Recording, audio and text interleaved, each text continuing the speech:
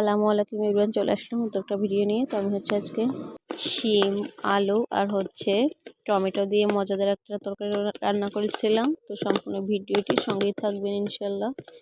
তো সবাই কেমন আছেন? আমি আছি আলহামদুলিল্লাহ ভালো। তো এখানে তরকারিটা দেখুন কতটা সুন্দর হয়েছিল, অনেক সুন্দর হয়েছিল মাশাল্লাহ। তো আমি এখানে টমেটো নিয়েছি 4টা, আর 2টা নতুন আলু, আর শিম নিয়েছি। একবারে টাটকা ছিল শিমগুলা। এই শিমগুলো খেতে কিন্তু অনেক ভালো লাগে। শীতের সিজনে আসলে শিমের তরকারিটা কিন্তু খুব ভালো লাগে। তো এখন আমি শিমগুলো সুন্দর করে কেটে নেব। মানে এর পাশের যে পিঠের আঁশগুলো থাকে ওগুলো আমি সুন্দর করে যেভাবে কেটে নিছি। তো প্রিয় আপু ভাইয়ারা যে যেখান থেকে ভিডিওটি দেখা শুরু করেছেন, এখনো লাইক দেননি, প্লিজ একটা লাইক দিয়ে আমার ভিডিওটি জুড়ে থাকবেন। তো এই যে শিমগুলো দেখুন সুন্দর করে কিন্তু আমি কেটে নিচ্ছি। তো যারা ভিডিওতে কমেন্ট রেখে বের হয়ে যান তাদেরকে বলবো এই কাজটা করবেন না, ভিডিওটি সম্পূর্ণ দেখে তারপরে কমেন্ট করবেন। তো আমি এখন সমস্ত শিমগুলো এইভাবে সুন্দর করে কিন্তু কেটে নিচ্ছি। তো এখানে না প্রচণ্ড শীত, তো এই শীতের মধ্যে আসলে মানুষের জনজীবন খুবই খারাপ অবস্থা। তো যাই হোক, এখন খেতে হবে, তো সেহেতু রান্না তো করতেই হবে। এখানে আমি জিরা আর রসুন পেঁয়াজ একটু বেটে নিব পাটাতে। তো আমি সবসময় পাটাতে বেটেই রান্নাটা করি। তো এই যে দেখুন, আমি এখন জিরাটা প্রথমে বেটে নিচ্ছি। তো জিরাটা আমি সুন্দর করে একটু মানে বেটে তারপরে এর মধ্যে রসুন আর পেঁয়াজটা অ্যাড করব। তো প্রিয় আপু ভাইয়ারা, যদি কেউ নতুন আসেন আমার চ্যানেলে তাহলে সম্পূর্ণ ভিডিওটি দেখবেন। আর ভিডিওর কোথাও কোনো অংশ যদি ভালো লেগে যায় তাহলে অবশ্যই আমার চ্যানেলটা সাবস্ক্রাইব করে পাশে থাকবেন আর বেল আইকনটি বাজিয়ে দেবেন। তো এই যে দেখুন, এখন কিন্তু রসুন আর পেঁয়াজটা নিয়ে নিয়েছি, আর এটাও আমি জিরার সঙ্গে সুন্দর করে বেটে নিয়েছি। এখন তো বাটা মশলাটা এখন সুন্দর করে উঠিয়ে নিচ্ছি পাটা থেকে।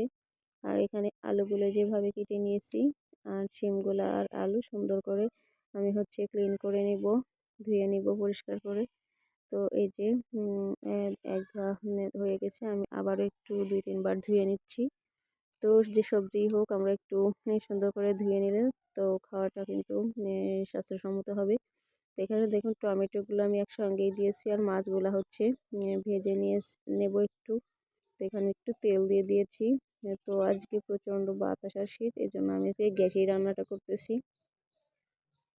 তো এই মাছগুলো এখন দিয়ে দিয়েছি, মানে ভাজার জন্য ভেজে নিয়ে এখন রান্নার যে কড়াই, সে কড়াইটা দিয়ে দিয়েছি।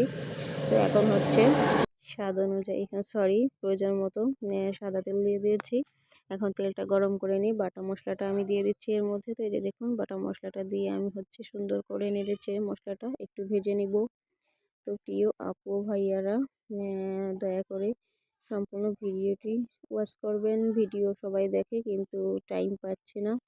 তো যাই হোক, এই কাজটা করবেন না। এই যে দেখুন, মশলাটা কিন্তু অনেকটাই ভাজা হয়ে গেছে। এখন এর মধ্যে আমি একে একে সমস্ত মশলাগুলো অ্যাড করব। তো প্রথমে দিয়ে দিলাম ফালি করে রাখা কাঁচা মরিচগুলো। তাই এটা দিয়ে কিন্তু আমি সুন্দর করে নেড়ে চেড়ে নিব মশলার সঙ্গে। তো এটা আমি সুন্দর করে নেড়ে চেড়ে একটু ভেজে নিয়ে এখন স্বাদ মতো লবণ দিয়ে দিলাম, আর কালারের জন্য দিয়ে দিলাম হলুদ গুঁড়া। তো এটা দিয়ে আমি আবারও সুন্দর করে নেড়ে চেড়ে মিক্সড করে নিচ্ছি। তো এগুলো সুন্দর করে মিশিয়ে আমি একটু পানি দিয়ে দিলাম, মানে কড়াইটা বেশি কড়া হয়ে গিয়েছিল, এই জন্য পুড়ে যাওয়ার সম্ভাবনা ছিল। একটু পানি দিয়ে আবারও একটু মিক্স করে নিলাম নেড়ে চেড়ে।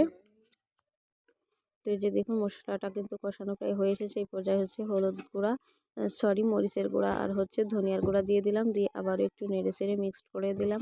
আর এখন দিয়ে দেবো সবজিগুলা যে কেটে নিয়েছিলাম, আলু, টমেটো আর শিম। তো এগুলা কিন্তু সমস্ত আমি একসঙ্গে দিয়ে দিলাম। তো দিয়ে আমি সুন্দর করে নেড়ে চেড়ে মিক্সড করে নিচ্ছি। তো ওই শীতের সবজিগুলা টমেটো এই সিজনে না দিলে কিন্তু, আর শিমের মধ্যে না দিলে আমার কেমন একটু ভালো লাগে না। মানে খেতে কিন্তু খুব ভালো লাগে, যদি টমেটো থাকে তাহলে একটু টক টক ভাব আসে তরকারিটা, মানে ভালো লাগে খেতে, এই জন্য টমেটোটা দিয়ে ট্রাই করি। তো এখন আর একটু সুন্দর করে নেড়ে চেড়ে নিয়ে আমি এখন কষানোর জন্য একটু পানি দিয়ে দিলাম। তো কষানোটা যেন ভালোভাবে হয় আর সম্পূর্ণভাবে সিদ্ধ হয়ে যায়, এই জন্য। তো পানিটা দিয়ে আমি আরও কিছুক্ষণ সুন্দর করে নেড়ে চেড়ে, মানে মিক্সড করে নিব। আর হচ্ছে ঢাকনা দিয়ে কিছুক্ষণ ঢেকে রেখে দেবো। তো এই যে দেখুন সুন্দর করে কিন্তু আমি মশলাগুলো মানে আস্তে আস্তে করে ভিতর দিকে দিয়ে আরও একটু নেড়ে চেড়ে নিচ্ছি। তো কষানোটা একটু যদি সুন্দর করে কষানো হয় তাহলে কিন্তু তরকারিটা খেতে অনেক মজা হয়। এই যে আমি ঢাকনা চাপা দিয়ে ঢেকে রেখে দিয়েছিলাম, আর হচ্ছে এখন সুন্দর করে কিন্তু বলক উঠে গেছে। তো যে রান্নাটাই করি যত্ন করে করার চেষ্টা করি। তরকারির কালারটা কিন্তু অনেক সুন্দর হয়েছিল, আর খেতেও কিন্তু অনেক মজা হয়েছিল। তো এভাবে শিম, টমেটো আর নতুন আলু একবার মাছ দিয়ে রান্না করে অবশ্যই খেয়ে দেখবেন। আমরা কিন্তু অনেকে শিম রান্না করি, তো এক এক রকম প্রসেসে রান্না করি। তো টমেটো একটু দিয়ে রান্না করলে কিন্তু খেতে অনেক ভালো লাগে। তো যে আমি আবার হচ্ছে নেড়ে চেড়ে সুন্দর করে ঢাকনা চাপা দিয়ে আর একটু ঢেকে রেখে দিব। তো মানে ঢাকনা দিয়ে সিদ্ধ করে দিলে তাড়াতাড়ি কিন্তু সিদ্ধ হয়ে যায়। তো দেখুন একবারে আমার তরকারিটা কষানো প্রায় শেষ, পানি কিন্তু অনেকটাই শুকিয়ে গেছে, আর পানি নাই। তো এখন হচ্ছে আমি আবারও সুন্দরভাবে নেড়ে চেড়ে নিচ্ছি মশলার সঙ্গে যাতে মিশে যায় তরকারিটা। আর টমেটোগুলো কিন্তু সুন্দরভাবে নরম হয়ে গেছে। তো এই যে কষানো কমপ্লিট, আর একটু রেখে হচ্ছে আমি তরকারিটার মধ্যে এখন দিয়ে দিচ্ছি ঝোলের জন্য পানি। তার ঝোল যতটা রাখবেন তার থেকে একটু পানি বাড়িয়ে দিতে হবে, যেন পানিটা আর তরকারিটা মানে যাতে বলক উঠে সুন্দর করে রান্নাটা কমপ্লিট হয়। যদি অল্প পানি দেওয়া হয় তাহলে কিন্তু ঝোলটা পরিমাণ মতো রাখা যাবে না। তো এই যে আমি সুন্দর করে খুন্তি দিয়ে সমস্ত মশলাগুলো একটু মানে করে নিচ্ছি, নামিয়ে নিচ্ছি। আর তরকারিটা ভিতর দিক দিয়ে সুন্দরভাবে খুন্তিটা দিয়ে হালকা করে নেড়ে চেড়ে দিচ্ছি। তো এখন আবারও ঢাকনা চাপা দিয়ে ঢেকে রেখে দিব। তো ঢাকনা দিয়ে কিন্তু অনেকটা বলক উঠে গেছে সুন্দর করে দেখুন।